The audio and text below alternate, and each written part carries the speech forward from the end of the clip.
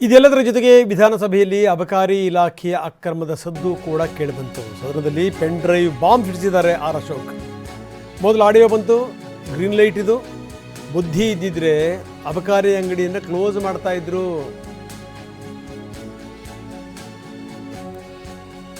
ಎರಡು ತಿಂಗಳಾಯಿತು, ಮತ್ತೊಂದು ಆಡಿಯೋ ಬಂತು. ಯೆಲ್ಲೋ ಲೈಟ್ ಬಂದರೂ ಕೂಡ ತಿಮ್ಮಾಪುರ ಅವರಿಗೆ ಎಚ್ಚರ ಆಗಿಲ್ಲ. ರೆಡ್ ಲೈಟ್ ಬಂದಾದ ಮೇಲೆ ನಾನು ಅವನಲ್ಲ ಅಂತ ಹೇಳ್ತಾ ಇದ್ದಾರೆ. ಇದು ಅಶೋಕ್ ಅವ್ರ ಮಾತು. ಗೌರವಾನ್ವಿತ ತಿಮ್ಮಾಪುರ ಅವ್ರದ್ದು ಯಾಕೆ ಬಂದಿದೆ? ಎಲ್ಲ ಇಲಾಖೆಯಲ್ಲೂ ಭ್ರಷ್ಟಾಚಾರ. ಅಧ್ಯಕ್ಷರೇ, ಒಬ್ಬ ಮನುಷ್ಯ ನಮ್ಮಲ್ಲಿ ಗಾದೆ ಮಾತಿದೆ. ಗಾದೆ ಏನು ಅಂತ ಹೇಳಿದ್ರೆ, ಆ ಗಂಗೆ ಇದ್ದಾಳಂತೆ, ಗಂಗೆ ನೀರು. ಯಾರಾನ ಗಂಗೆ ಒಳಗೆ ಬಿದ್ದೋಗ್ಬಿಟ್ರೆ ಆ ಗಂಗೆ 3 ಸರಿ ಚಾನ್ಸ್ ಕೊಡ್ತಾಳಂತೆ ಅವನಿಗೆ ಎದೊಳಕ್ಕೆ. 3 ಸರಿ ಮುಳುಗಿ 4ನೇ ಸರಿ ಒಳಕೋಗ್ಬಿಡ್ತಾರೆ. ಫಸ್ಟು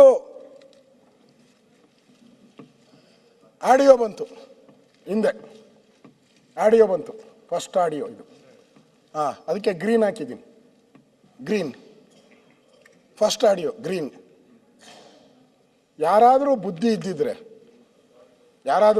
ನಮ್ಮ ಪ್ರಿಯಾಂಕಾ ಅವರು ಇದ್ದಾರೆ, ಬುದ್ಧಿ ಇದ್ದಿದ್ರೆ ಯಾರಾದರೂ ಅಬಕಾರಿ ಅಂಗಡಿನ ಕ್ಲೋಸ್ ಮಾಡ್ಕೊಂಡು ಬಾಯಿ ಮುಚ್ಕೊಂಡು, ಯಾಕೋ ನನ್ನ ಮೇಲೆ ಸುತ್ತು ಇರೋರು ಸರಿ ಇಲ್ಲ, ಎಲ್ಲ ನಮ್ಮವರೇ ಕೈ ಕೊಡ್ತಾ ಇದ್ದಾರೆ ಅಂಥೇಳಿ ಅಂಗಡಿ ಮುಚ್ಕೊಂಡು ಮಾಡ್ಕೊಬೇಕಾಯ್ತು. ಇಲ್ಲ CM ಅವ್ರ ಕಾಲೋ ಕೈಗೋ ಬಿದ್ದು ಇಲಾಖೆನಾದ್ರೂ ಚೇಂಜ್ ಮಾಡ.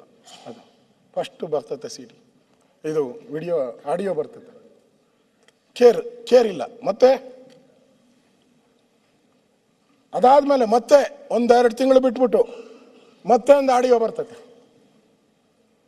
ಸಿಗ್ನಲ್ ಲೈಟು ಹುಷಾರ್, ಎಲ್ಲೋ ಬಂದಾಗ ರೆಡಿ ಅಂತ, ರೆಡಿಯಾಗಿರು, ಹುಷಾರಾಗಿರು, ಗ್ರೀನ್ ಆಯಿತು, ಎಲ್ಲೋ ಬಂದಿದೆ, ಇನ್ನು ರೆಡ್ ಆಗ್ಬಿಡ್ತೀಯ ಅಂತ. ಕೇರ್ ಇಲ್ಲ. ಅಂಗಡಿನ ಓಪನ್ ಮಾಡಿಬಿಟ್ಟು ಬಿಟ್ಟಿಲ್ಲ. ಆಮೇಲೆ ಈಗ ರೆಡ್ ಬಂದ್ಬಿಡ್ತು. ಲೋಕಾಯುಕ್ತ ರೈಡ್ ಮಾಡಿ ಎತ್ತಾಕೊಂಡು ಹೋಗಿ ಎಲ್ಲ ಜೈಲಿಗೆ ಹಾಕ್ಬಿಟ್ಟಿದ್ದಾರೆ. ಇಷ್ಟಾದರೂ ಕೂಡ ಮಂತ್ರಿಗಳು ಹೇಳ್ತಾರೆ, ನಾನವನಲ್ಲ. ಹೆಂಗೆ, ಯಾವ ಅಧಿಕಾರದಲ್ಲಿ ಹೇಳ್ತಾ ಇದ್ದೀರಾ? ನಾನು ಬರೀ ಇಷ್ಟು ಮಾತ್ರ ಅಲ್ಲ, ಮಂತ್ಲಿ ಇಷ್ಟು ಕೊಡಬೇಕು ಅಂತ ಫಿಕ್ಸ್ ಆಗಿದೆ. ಇದು ಅಶೋಕ್ ಹಾಕಿರುವಂಥ ಬಾಂಬ್.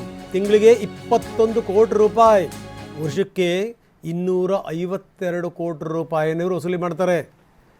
ಬಾರ್ಗಳು, ವೈನ್ ಸ್ಟೋರ್ಗಳು ತಿಂಗಳ ಇಷ್ಟು ಹಣ ಎಣಿಸ್ಲೇಬೇಕು. ಪ್ರತಿ ತಿಂಗಳು 10ರಿಂದ 15 ಸಾವಿರ.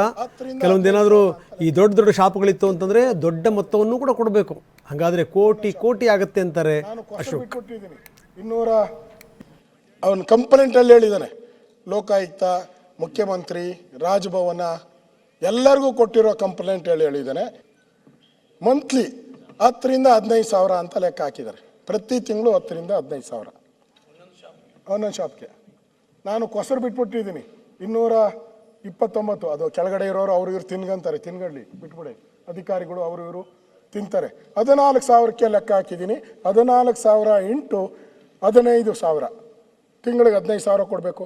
ಒಂದೊಂದು ವೈನ್ ಸ್ಟೋರು, ಬಾರ್ಗಳು. ಇನ್ನೂ ರೇಟ್ ಜಾಸ್ತಿ ಇದೆ, ಕೆಲವೆಲ್ಲ ದೊಡ್ಡ ಇದೆ, ಅದಕ್ಕಿನ್ನೂ ಜಾಸ್ತಿ ಕೊಡ್ತಾರೆ. 25 ಸಾವಿರ, 30 ಸಾವಿರ. ಆವ್ರೇಜ್ 21 ಕೋಟಿ ಆಯಿತು ತಿಂಗಳಿಗೆ. ವರ್ಷಕ್ಕೆ ಎಷ್ಟಾಯಿತು? 252 ಕೋಟಿ ಆಯಿತು. ಯಾರು ಕೊಡ್ತಾರೆ? ಯಾವ ಮಂತ್ರಿಗೆ ಬರ್ತದೆ? 252 ಕೋಟಿ ಮಂತ್ಲಿ. ಇದನ್ನು ಎಲ್ಲರೂ ಒಪ್ತಾರೆ, ಮಂತ್ಲಿ ಕೊಡೋದು ಫಿಕ್ಸ್. ಅದು ಯಾರು ಇಲ್ಲ ಅಂತ ಹೇಳೋಕ್ಕಾಗಲ್ಲ, ಸಾಧ್ಯನೇ ಇಲ್ಲ. 252 ಕೋಟಿ ಮಂತ್ಲಿ ಇದು, ಇಯರ್ಲಿ. ಅದರಿಂದ ಇಲ್ಲಿ ಇಷ್ಟು ಹಣ ಇದರಲ್ಲಿ ಅವ್ಯವಹಾರ ಆಗ್ತಾ ಇದೆ ಅನ್ನೋದನ್ನು ಅಫಿಷಿಯಲ್ ಆಗಿ ಹೇಳಿರೋ ದಾಖಲೆಗಳನ್ನು ನಿಮ್ಗೆ ಕೊಟ್ಟಿದ್ದೀನಿ ನಾನು. ಅದನ್ನು ಭ್ರಷ್ಟಾಚಾರದ ಕೂಪಾಗಿರುವಂಥ A1 ಇಲಾಖೆ ನಂಬರ್ 1, ಅಪರಾಧಿ ನಂಬರ್ 1 ಅಂತಿರಲ್ಲ, ಅಪರಾಧಿ ನಂಬರ್ 1 ಇಲಾಖೆ ಅಬಕಾರಿ ಇಲಾಖೆ. ಆಕ್ಸಿಜನ್ ಕೊಡುವಂಥದ್ದು, ನೆಕ್ಸ್ಟ್ ಅದಕ್ಕೆ ಆಕ್ಸಿಜನ್ ಕೊಡೋದು. ಹೊಸ ಬಗೆಯ ಈ ಥರದ ಭ್ರಷ್ಟಾಚಾರ ಅಬಕಾರಿ ಇಲಾಖೆಯಲ್ಲಿ ನಡೀತಾ ಇದೆ. ಇದರಿಂದ ಇಲಾಖೆಯಲ್ಲಿ ದಿನನಿತ್ಯ ಒಂದೊಂದು ಆಡಿಯೋ, ವಿಡಿಯೋ ಬರ್ತಾನೆ ಇದೆ. ದಿನನಿತ್ಯ ಒಂದೊಂದು ಆಡಿಯೋ ವಿಡಿಯೋ ಎಲ್ಲ ಬರ್ತಾ ಇದೆ. ಇದು ಕರ್ನಾಟಕಕ್ಕೆ ಸೀಮಿತ ಆಗಿಲ್ಲ, ರಾಷ್ಟ್ರ ಮಟ್ಟದಲ್ಲೂ ಸುದ್ದಿಯಾಗಿದೆ, ಆಲ್ ಇಂಡಿಯಾ ಚಾನಲ್ಸ್ ಅಲ್ಲೂ ಸುದ್ದಿಯಾಗಿದೆ. ನಾವು ನಿನ್ನೆಯಿಂದನೂ ಹೇಳ್ತಾ ಇದ್ದೀರಿ,